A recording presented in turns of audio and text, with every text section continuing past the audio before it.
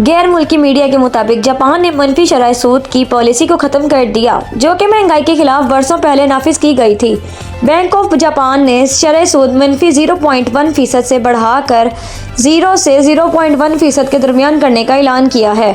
Bank of Japan की जानिब से जारी होने वाले बयान में कहा गया कि मुल्क की मईशत बहाल हुई है, लेकिन कुछ कमजोरियां भी देखी गई हैं।